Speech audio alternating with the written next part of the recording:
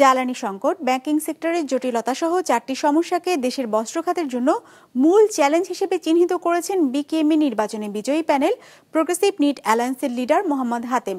দীর্ঘ 1 যুগ পর অনুষ্ঠিত বিকেএমই নির্বাচনে নিরঙ্কুশ জয় লাভ করে এই জোট। নির্বাচিত প্যানেল লিডারের সাথে মাছরাঙা টেলিভিশনের রিপোর্টার রায়হান শোভন কথা বলেছেন বস্ত্র খাতের বর্তমান অবস্থা ও ভবিষ্যৎ করণীয় নিয়ে। 250টিরও বেশি ডিজাইন অপশন নিয়ে ওয়ালটন স্মার্ট ফ্রিজ, বোঝে আপনার প্রয়োজন। দীর্ঘ 1 যুগ পর অনুষ্ঠিত হলো বিকেএমই নির্বাচন, যে নির্বাচনে progressive knit alliance panel leader Mohammad হাতেমকে নিয়েছিল নানা আলোচনা সমালোচনা, কিন্তু সবকিছু ছাপিয়ে তার প্যানেলই নির্বাচনে বিজয়ী হয় নিরঙ্কুশ ভোটে।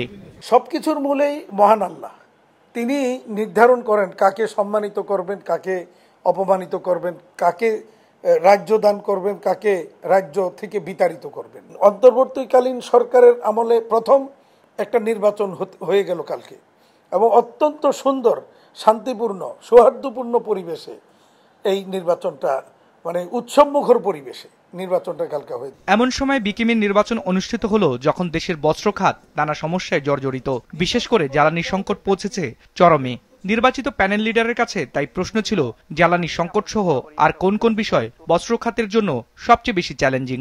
আমাদের সেক্টরে এই মুহূর্তে 3টা না, আমি 4টা চ্যালেঞ্জকে মূল চ্যালেঞ্জ হিসেবে এই মুহূর্তে দেখতে চাই।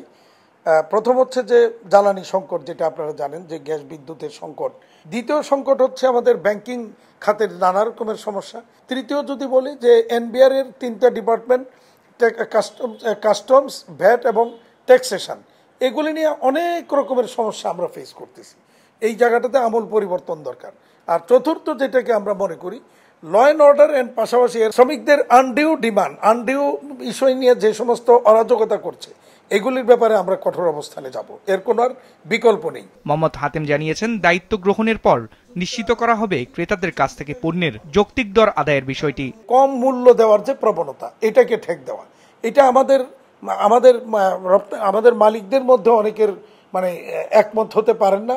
তারা বলতে চান যে তারা যেই মূল্যে রপ্তানি করছেন সেই মূল্যটা তাদের জন্য, তাদের কাছে এটা সঠিক বলে ওনারা মনে করেন। বাট আমরা ইন্ডাস্ট্রির নেতৃত্বে আমরা যারা আছি, আমরা মনে করি না সব ক্ষেত্রে এগুলি সঠিক।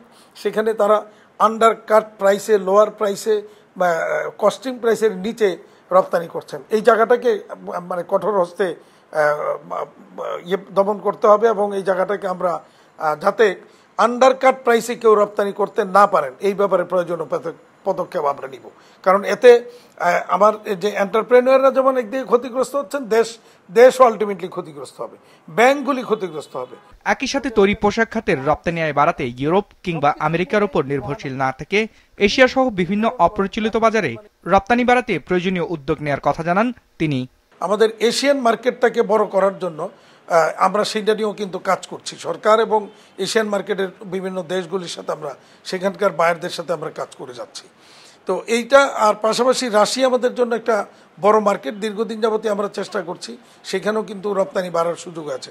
অর্থাৎ আমরা আমেরিকা এবং ইউরোপের কাছে যে ডিপেন্ডেন্সিটা, সেই জায়গাটাকে আমরা কমিয়ে এখন এশিয়ান মার্কেটে একটু নজর দিতে চাই। সরকারকেও ব্যবসা বান্ধব নীতি প্রণয়নের আহ্বান জানিয়েছেন এই নেতা। বিশেষ করে বৈশ্বিক প্রতিযোগিতায় টিকে থাকতে ব্যবসার খরচ কমানোর তাগিদ দেন মোহাম্মদ হাতেম। রায়হান শোভন, বিজনেস রিপোর্ট, মাছরাঙা টেলিভিশন।